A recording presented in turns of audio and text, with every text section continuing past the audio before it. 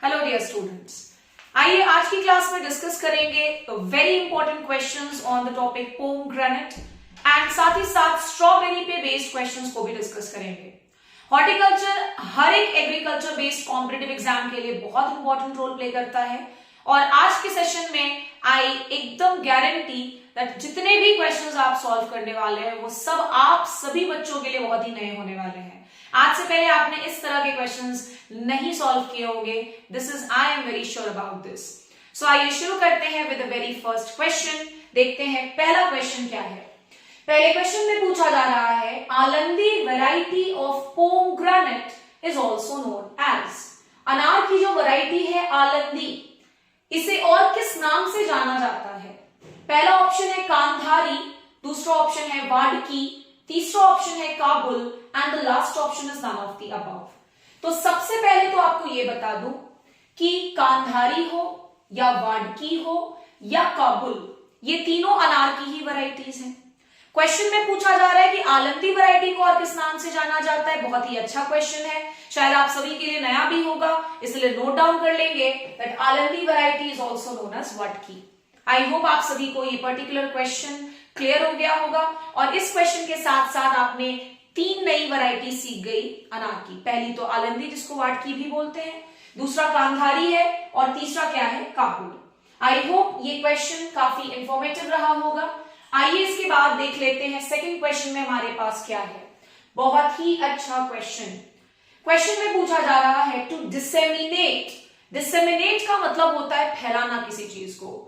To disseminate the information on various technologies and to answer the queries मतलब question on pomegranate farming, which app was developed? बहुत अच्छा question. इस तरह के questions आपको IBPS AFO में या फिर IFCO के पेपर में प्री वाले हिस्से में डेफिनेटली देखने को मिल जाता है। क्वेश्चन में पूछा जा रहा है कि पोमग्रेनेट फार्मिंग से रिलेटेड क्वेश्चंस जो हो गए या फिर पोमग्रेनेट फार्मिंग पे बेस्ड जो भी इंफॉर्मेशन लोगों तक फैलाना है, इस चीज को पूरा करने के लिए कौन सा ऐप का डेवलपमेंट हुआ था? सो बहुत अच्छा क्वेश्चन है बच्चों। पहला ऑप्शन है अनार, दूसरा है सोलापुर अनार, तीसरा है दालिम ऐप and the last option is none of the above.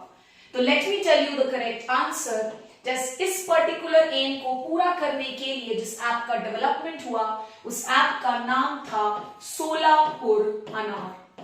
क्या नाम था बच्चों? सोलापुर अनार। आप सभी को कमेंट करके मुझे यह बताना है कि सोलापुर अनार जो ऐप है इसकी लॉन्चिंग किस ईयर में की गई थी? It was launched in which year?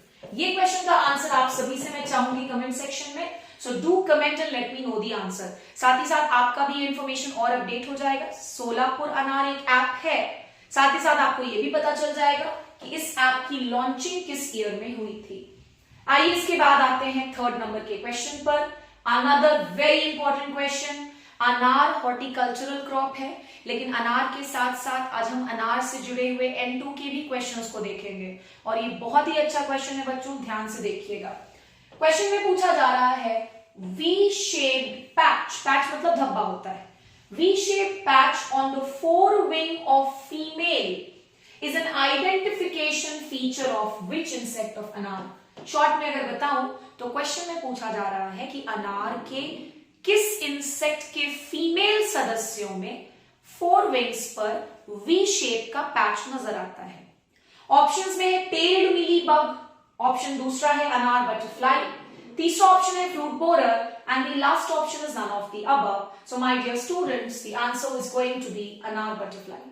अनार बटरफ्लाई के फीमेल्स में V शेप का पैच नजर आता है ऑन फोर विंग्स। बहुत ही अच्छा क्वेश्चन, इसे नोट डाउन कर लीजिएगा। ये आपको एंटो में भी हेल्प करेगा और हॉर्टिकल्चर में तो डेफिनेटली करेगा ही करेगा। इसके बाद नेक्स्ट क्वेश्चन पर आ जाते हैं। Which is a variety of strawberry? दिए गए ऑप्शंस में से स्ट्रॉबेरी की कौन सी वैरायटी है? तो पहली वैरायटी है टोरे, दूसरी वैरायटी इज टायोगा, तीसरा ऑप्शन है Belrubi and the last option is all of the above. तो सबसे पहले तो आपको बता दूं कि ये तीनों ही स्ट्रॉबेरी की वैरायटीज हैं। साथ ही साथ आपको ये भी बताना चाहूंगी कि जो टोरे वैरायटी है स्ट्रॉबेरी की, इसकी एक खासियत भी है that it is resistant to viruses. ये किससे रेजिस्टेंट है?